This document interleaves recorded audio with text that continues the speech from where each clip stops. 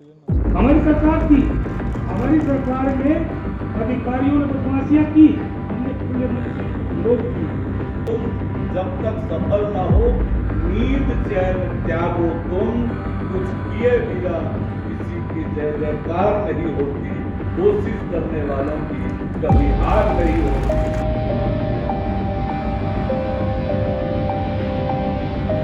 गुरुवार को कोरबा में सियासत उस वक्त गर्माती हुई दिखी जहां एक मंच पर एक तरफ कोरबा के पूर्व मंत्री एवं कांग्रेस के कद्दावर नेता कहे जाने वाले जय सिंह अग्रवाल मौजूद थे, वहीं दूसरी तरफ मंच साझा करते हुए प्रदेश के डिप्टी सीएम अरुण साव, उद्योग मंत्री लखनलाल देवांगन समेत अन्य भाजपा के जनप्रतिनिधि मौजूद थे। मंच था कोरबा प्रेस क्लब के शपथ ग्रहण समारोह का, जहां उद्बोधन के लिए पूर्व मंत्री जय सिंह अग्रवाल को माइक्रोफोन पर आमंत्रित किया गया था। सबसे पहले तो उन्होंने कोरबा प्रेस क्लब के नवीन कार्यकारिणियों को शपथ लेने हेतु बधाई दी। इसके बाद लोगों को सियासी हमले की आहट पहले से होने लगी थी और ठीक हुआ भी वैसा ही।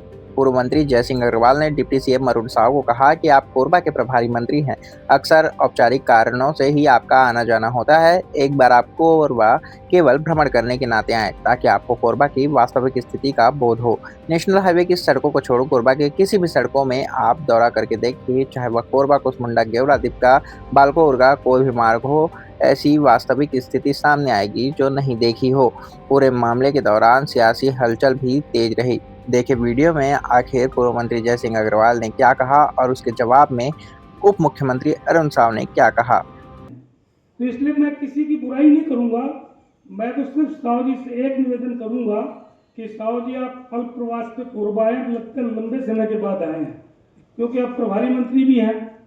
तो एक बार आप सिर्फ कोरबा भ्रमण के नाम से आइए और कोरबा में घूम के देखिए। आप कोरबा, कुसमुंडा, गेवरा, दीपका, कटघोरा, बालको, पूरी चारों तरफ, क्योंकि आप एनटीपीसी साइड से आए हैं, नेशनल हाईवे से, तो एक बार आप किसी दूसरे रोड से या तो कुसमुंडा साइड से जाइए या उर्गा साइड से जाइए, तो किसी भी साइड से जाएंगे तो आपको कोरबा की वास्तविक पिक्चर समझ में आएगी। हमारी सरकार थी, हमारी सरकार में अधिकारियों ने बदमाशियां की, हमने खुले मन से उनका विरोध किया, उनकी चमचागिरी या लफासी नहीं की।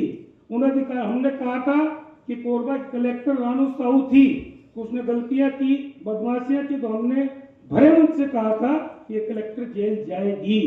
अभी पिछले 4-6 महीना तक जो आपकी सरकार की व्यवस्था थी कोरबा में, वो क्या थी उसको देखिए।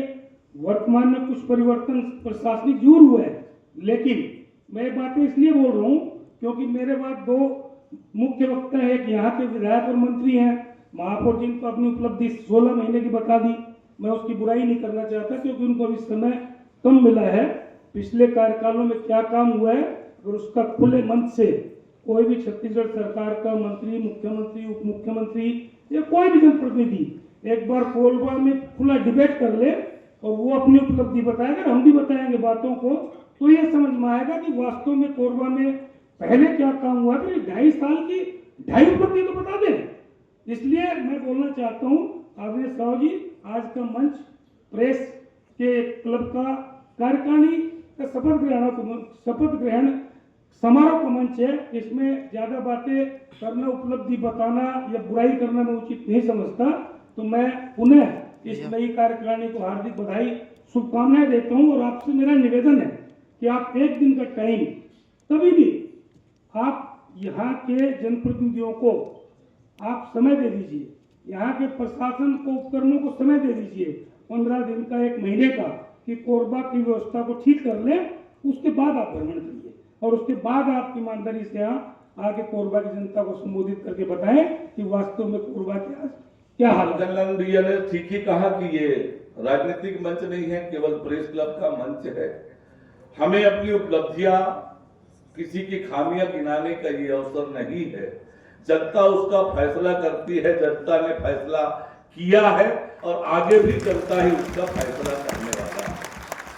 जहां तक